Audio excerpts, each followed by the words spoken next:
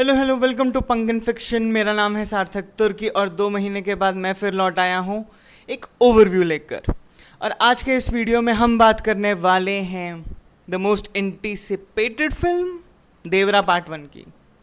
Punk Fiction. देखो, कुछ फिल्में होती हैं बढ़िया बाहुबली जैसी, जिनको देखकर आपके कंठ से ये स्वर निकलता है कि मजा आया। और कुछ फिल्में होती हैं बड़े मियाँ छोटे मियाँ जैसी, जिसको देखकर आपके मुंह से निकलता है ये तो टट्टी है। और देखो, दोनों ही टाइप की फिल्मों में एंटरटेन तो आप होते ही हो। अब चाहे वो तालियां बजा के करो या गालियां देकर, एंटरटेन तो आप होते ही हो। बट इन दोनों के अलावा भी एक तीसरी टाइप की फिल्म होती है जो किसी पाप से कम नहीं होती। और मैं यहाँ पे बात कर रहा हूँ बोरिंग फिल्मों की। बोरिंग फिल्में किसी को पसंद नहीं, ना ही तालियां देने वालों को, ना ही गालियां देने वालों को। तो जिसमें सेटअप तो बहुत बढ़िया बढ़िया दिया होता है, लेकिन पे ऑफ कुछ नहीं होता। क्योंकि बोरिंग कहानियाँ डेवलप करते वक्त ना ही डायरेक्टर को फ़र्क पड़ता है, ना कहानी लिखने वाले को। और फिर रिलीज़ हुआ trailer and I was like okay, और मुंह उठाकर अपने नज़दीकी सिनेमा घर में मैं चला गया इस फिल्म को देखने। और अब मैं आपको बताने वाला हूँ कि मुझे फिल्म कैसी लगी। क्योंकि हमने कितने ही ऐसी कहानियाँ या कॉन्सेप्ट को रियलाइज़ करते हुए देखा होगा जो डील करता है सी एडवेंचर्स में, लेकिन कॉन्सेप्ट की रियलिटी है क्या वो उसे जो मीडियम है उस पर वो रियलाइज़ वो करवा भी रहा है कि नहीं। That is the real test. Last Kingdom के ऑथर ने एक बार ये स्टेटमेंट दिया था कि जब भी वो एक कहानी लिखते हैं so there are thousands of men, लेकिन जब उनकी कहानी को स्क्रीन में अडाप्ट किया जाता है, वो थाउजेंड्स जो एक इम्पॉसिबल नंबर है उसे वो हंड्रेड्स में कन्वर्ट कर देते हैं एक पॉसिबल नंबर में। तो आई हैव नो डाउट कि जो भी अगर हम स्क्रिप्ट देखेंगे in theory context, this was the most spectacular idea they ever came up with, but जो चार्म वर्ड्स का होगा, जो उन्हें लगा होगा, वो स्क्रीन पे नहीं दिखा। तो कोरोतला शिवा की Devara is a prime example जब मास सिनेमा बनता है just to cater the need of the next big thing, it doesn't work. Personally मेरे लिए ये फिल्म इस साल की सबसे डिसअपॉइंटिंग फिल्म रही है, and not for the reasons जो आप समझ रहे हो, वो हम आगे डिस्कस करेंगे।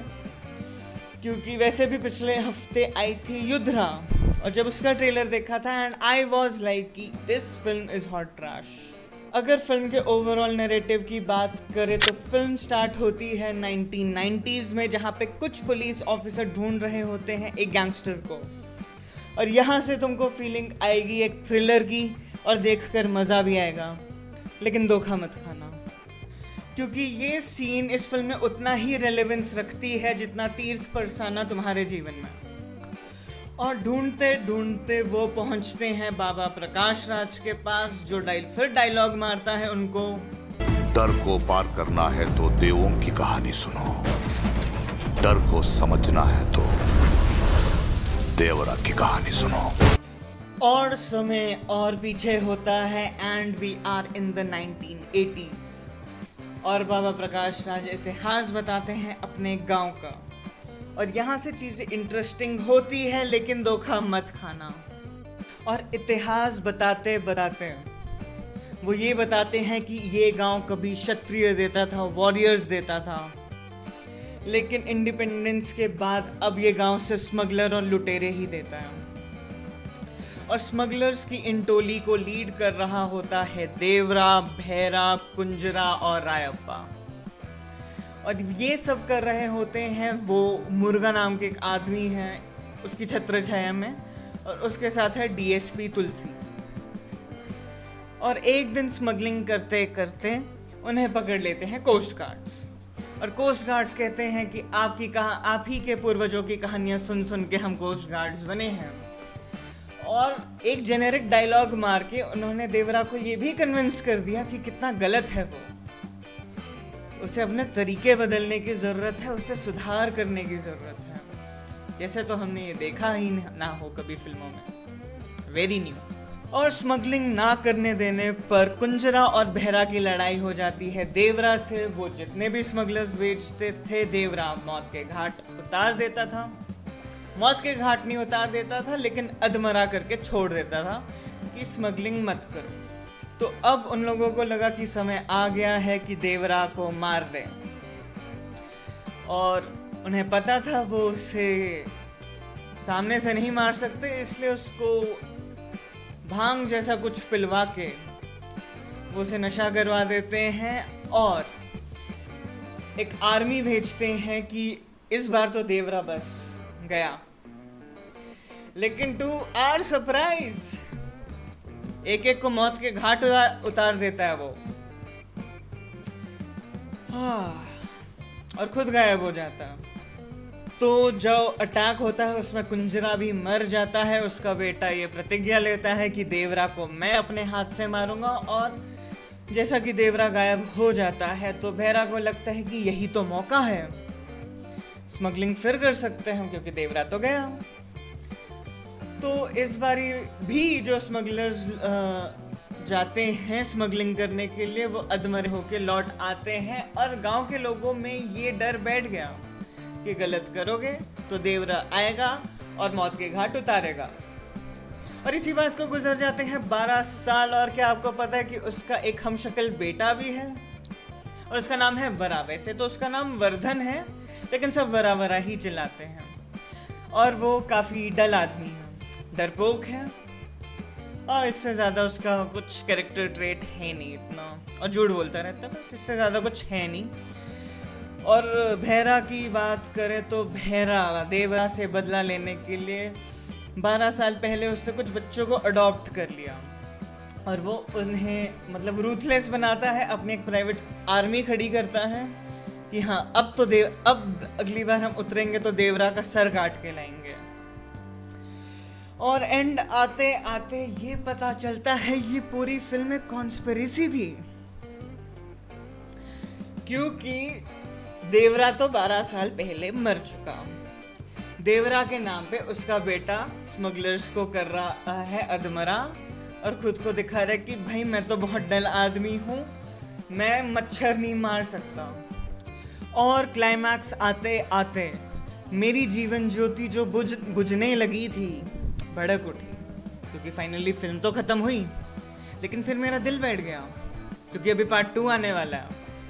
लेकिन फिर मेरे दिमाग ने काम करना बंद कर दिया, क्योंकि मुझे याद है हमने स्टार्टिंग में एक सीन देखा था जिसमें गैंगस्टर्स की बात चल रही थी, उसका रेलेवेंस क्या था। और रेलेवेंस की बात करूं तो इस फिल्म में जानवी कपूर भी थी एज ए लीड हीरोइन। हाँ, बस इतना ही मेंशन करूंगा क्योंकि फिल्म ने भी इतना ही मेंशन किया है। और बाकी मैं परफॉर्मेंस की बात करूँ तो सबने अपनी तरफ से तो बढ़िया ही किया, जैसे फिल्म की कहानी थी अपनी तरफ से सबने बढ़िया ही काम किया है। और एकमात्र रिडीमिंग क्वालिटी जो इस फिल्म की है वो यही है। फिल्म के टेक्निकल एस्पेक्ट्स की बात करें तो इसकी सिनेमाटोग्राफी, इसके वीएफएक्स और इसके एक्शन सेट सीक्वेंसेस बहुत ही कमाल के थे। वहीं पे अगर हम इसके म्यूज़िक की बात करें, म्यूज़िक दिया है अनिरुद्ध ने, और यहीं पे मेरी क्रिटिसिज्म आती है कि जो बीजीएम था फिल्म का वो बहुत बढ़िया था, काफ़ी मज़ा आ रहा था सुनकर, लेकिन जो इसके गाने थे वो सिर में दर्द कर रहे थे। और अपने दोस्त के साथ बात करते करते, डिस्कस करते करते हम इस नतीजे पे पहुंचे थे, जो लिरिक्स थे ना एक्चुअली वो कानों में आधे अधूरे से पड़ रहे थे, वो काफ़ी अनसेटिस्फैक्टरी लग रहा था। तो अगर आप अनिरुद्ध का म्यूज़िक एंजॉय मैं करता हूँ तो this was not the best part of the film. तो इस फिल्म की कहानी और डायरेक्शन है कोरतला शिवा की, जिन्होंने अपना पीक मिर्ची में प्रभास के साथ और श्रीमंथुडु में महेश बाबू के साथ किया था। एनटीआर के साथ इन्होंने फिल्म बनाई थी जनता गराज, बहुत बड़ी हिट थी। और दूसरा कोलैब है ये देवरा पार्ट 1। और मिर्ची जैसा पीक सिनेमा देखने के बाद देवरा इज मीडियोकर एट बेस्ट, क्योंकि प्लॉट प्रेडिक्टेबल हो जाता है बीच बीच में बोरिंग भी काफ़ी हो जाता है, और बीच बीच में ऐसा भी लगता है कि ये बाहुबली जैसा नहीं लग रहा। ये तो मैंने केजीएफ में देखा था। मेरे पापा के साथ बात करते करते ना उन्होंने मेरे को एक बात बोली कि देखो, ज़रूरी नहीं कि हर एनटीआर फिल्म अच्छी ही हो। और इट इज़ ट्रू, जो मैंने स्टार्टिंग में कहा था कि this film is made just for the sake of the next big thing. तो मैं बहुत डिसअपॉइंटेड हूँ इस फिल्म से। ये मेरा ओपिनियन था, ये मेरा ओवरव्यू था। अब तुम्हारे ऊपर है, तुम इस फिल्म को जाके देख सकते हो। मैंने जहाँ तक सुना कुछ लोगों को अच्छी भी लगी है, गुड फॉर देम। मुझे अच्छी नहीं लगी। तो बाकी मैं 2 महीने के बाद आया हूँ, तो subscribe, comment and like the video. मिलते हैं अगले रिव्यू में, तब तक के लिए signing out, peace. Punk Infection.